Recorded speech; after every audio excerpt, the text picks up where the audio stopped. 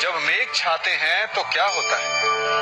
अंधकार छा जाता है। मेघ गरजते हैं, बिजलियां कड़कती हैं, वर्षा होती है। सभी पशु अपने आश्रय स्थल पर जाकर छिप जाते हैं। मनुष्य अपने घरों की ओर दौड़ते हैं और सभी पक्षी अपने घोंसलों में जाकर छिप जाते हैं। परंतु एक जीव है जो गरजते मेघों को, कड़कती बिजलियों को, भारी वर्षा को भी हरा देता है।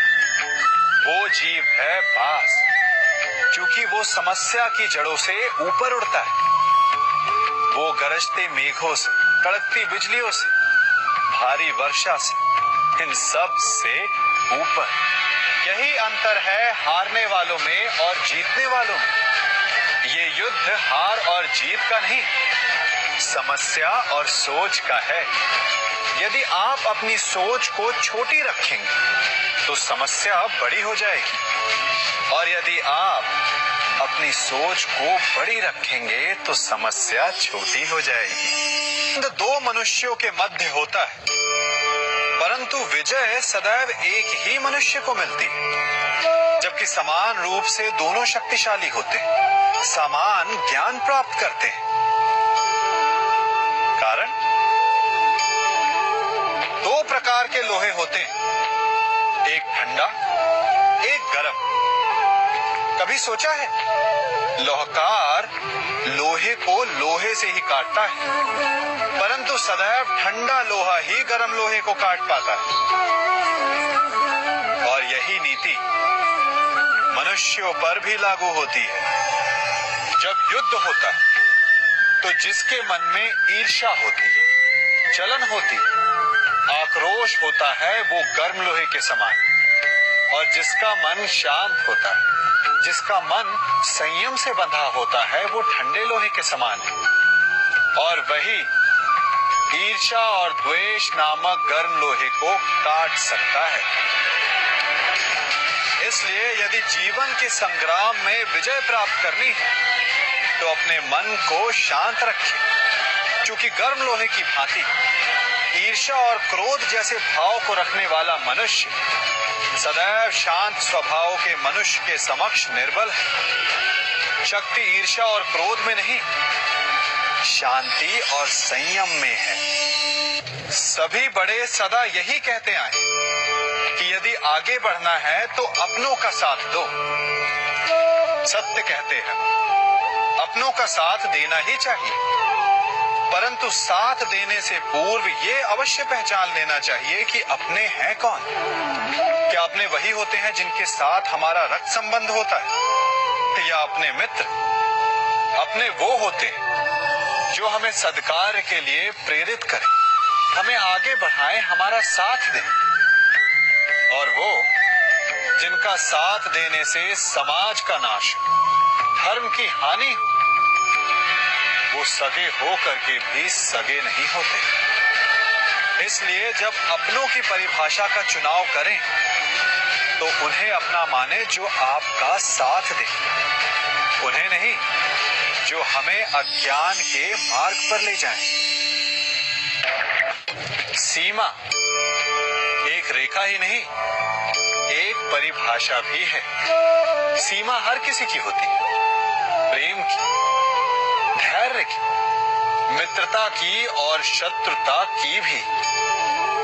और जो सदैव सीमा में बंधे रहते हैं वो सामान्य मनुष्य बनकर रह जाते हैं, परंतु जो समय आने पर सीमा तोड़ देते हैं वही भविष्य बनाते हैं। क्योंकि सीमा केवल आपको मर्यादा में नहीं रखती, आपको बांधती भी है। अब ये आप पर, मुझ पर, हम सब पर निर्भर करता है कि ये जाने कौन सी सीमाएं हमें बांधती हैं और कौन सी सीमाएं शक्ति के नए मार्ग समक्ष लाती हैं। इसलिए सीमाएं तो जो कर सकते हो उससे अधिक करने का प्रयत्न करो, तभी नई सीमाएं बना पाओगे। भाग्य क्या है? जो आपने किया उसे भोगना भाग्य है, या जो आपके पूर्वजों ने किया उसका फल भाग्य है? नहीं, है जो आपने किया, क्योंकि हर मनुष्य को अपने कर्मों के फल भुगतने होते हैं। इसलिए यदि जीवन में कुछ भी करें तो उस पर अपनी दृष्टि अवश्य रखें, क्योंकि आपके एक कर्म का फल आपका भविष्य बदल सकता है।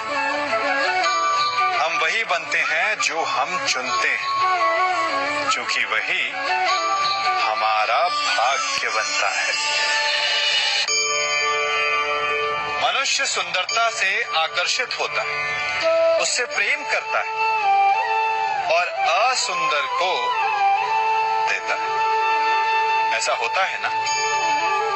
क्या आप ऐसा नहीं करते? करते हैं। तो सुंदर और असुंदर की परिभाषा क्या है? इस आकर्षण और विकर्षण का कारण क्या है? कभी सोचा है?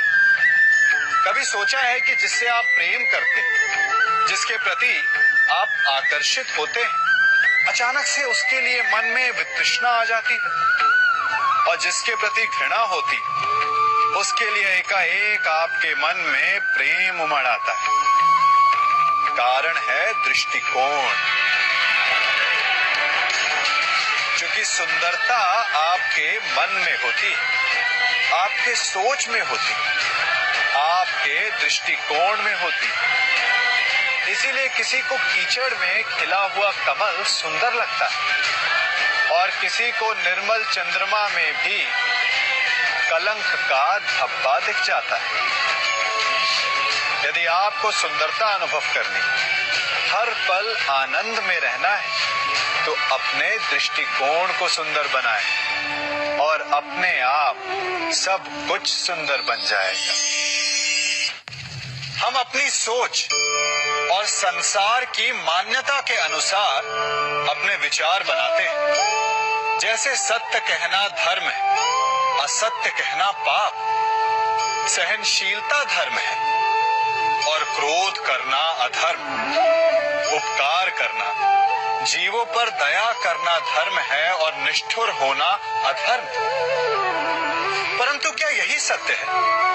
क्या कभी कभी परिस्थितियां इन आवेशों को उल्टा नहीं कर देती? करती। यदि इस संसार में कुछ धर्म है, कुछ पुण्य है, कुछ महान है, तो परिस्थिति के अनुसार चलना। जटायु स्मरण है आप सबको, वो जिन्होंने रावण पर क्रोध किया था, उस पर आक्रमण किया था। उस समय जटायु का क्रोध पाप नहीं था, धर्म था। इसीलिए अंत में उन्हें भगवान राम की गोद मिली। और कुछ ऐसे भी होते हैं जो धर्म को सहनशीलता समझकर हर अन्याय को सहते हैं और अंत में वो बाणों की शैया पाते हैं। यदि कोई पशु या व्यक्ति अकारण आक्रमण करके किसी निर्दोष के प्राण लेने की चेष्टा करे, तो उसके रक्षा हेतु उसका वध कर देना पाप नहीं, समय की मांग है। क्योंकि आक्रमण भी आत्मरक्षण ही है। यदि किसी दुष्ट की सहायता करने से सामान्य मनुष्य को कष्ट पहुंचे, पीड़ा पहुंचे, तो उसे सहायता ना देना ही धर्म है। अकारण क्रोध अस्वीकार्य है, परंतु यदि क्रोध से कुछ शुभ हो, पाप बाहुभीत हो, तो क्रोध और दंड भी धर्म ही है। संसार का सबसे बड़ा पाप क्या है? असत्य बोलना, हत्या कर देना, चोरी करना या किसी का अपमान करना। संसार का सबसे बड़ा पाप है किसी निर्बल को सताना, और संसार का सबसे बड़ा दंड भी उस निर्बल के मुख से निकली हाय है। आप देख रहे हैं मैं क्या कर रहा हूं? मैं लौह पिघला रहा हूं, और ये लौह पिघलता है इस चमड़ी की बनी धूनकी से निकली हवा से। तनिक सोचिए, एक मृत पशु की खाल से बनी धूनकी इतने कठोर लोहे को भस्म कर सकती है। ठीक उसी प्रकार आप चाहे जितने भी शक्तिशाली क्यों ना हो, यदि आपने किसी निर्दोष, किसी निर्बल को सताया, तो उसके मन से निकली हाय और उसका श्राप आपके जीवन को भस्म कर सकता है। स्वर्ण, सज्जन पुरुष और परोपकारी मनुष्यों की गति एक समान होती है। यदि स्वर्ण टूट जाए तो उसे गर्म करो, ताप दो, पिघल कर वो फिर से जुड़ जाता है। ठीक उसी प्रकार मतभेद होने के पश्चात भी एक सज्जन पुरुष और महान पुरुष फिर से मित्र बन जाते हैं। परंतु दुर्जन दुष्ट माटी से बने लोग उस पके हुए मटके के समान होते हैं कि जिनमें यदि एक बार दरार आ जाए तो वो स्वयं ही स्वयं का सर्वनाश कर लेते हैं। इसलिए मित्रता केवल सज्जनों से ही करें ताकि मतभेद ना हो। दुष्टों का समूह अपना नाश स्वयं ही कर लेता है। यदि कोयले की खान में जाओ तो चाहे जितनी भी सावधानी बरतो, अपने वस्त्रों पर कालिख लग ही जाती है। इसलिए दुष्ट मित्रों से सावधान, सज्जन शत्रु प्रत्येक परिस्थिति में श्रेष्ठ है। प्रत्येक मनुष्य सफलता पाने के लिए कार्य करता है। कुछ सफल होते हैं, कुछ नहीं होते, और जो सफल नहीं होते वो सदा अपनी असफलता का कारण या तो अपनी परिस्थितियों को बताते हैं या अपने सहयोगियों को दोषी ठहराते हैं। परंतु क्या वास्तविकता में ऐसा ही होता है? क्या कोई परिस्थिति या कोई व्यक्ति किसी की असफलता का कारण बन सकते हैं? उत्तर हाँ भी है और ना भी। कैसे? आप इस तितली को देख रहे हैं? आपने एक मक्खी को भी देखा हो। प्रकृति ने दोनों को समान गुण दिए हैं रस पान करने का। एक तितली फूलों पर जाकर उसका रस लेती और इस अवस्था में नए फूल खिलने की व्यवस्था भी करती, और मक्खी घाव पर बैठती, घाव को सड़ाती है और रोग भी फैलाती। यदि इसमें किसी बात का अंतर है तो केवल सोच का। यदि आप उचित मार्ग चुनेंगे तो आपको सफलता मिलेगी, आप में उत्साह बढ़ेगा, और यदि आप अनुचित मार्ग चुनेंगे तो आपको असफलता मिलेगी, निराशा मिलेगी। अब उचित मार्ग चुनना है या अनुचित मार्ग, ये निर्णय तो आप पर निर्भर करता है। मनुष्य सदा भला बुरा, खरा खोटा, सत्य असत्य की बातें करता है। सत्य को अच्छा मानता है और असत्य को बुरा। परंतु क्या आपने कभी ये सोचा है कि प्रत्येक वस्तु, प्रत्येक भाव का एक महत्व होता है? दोनों ही एक दूसरे के पूरक होते हैं। यदि काला रंग नहीं होगा तो क्या श्वेत रंग की आभा का अनुभव होगा?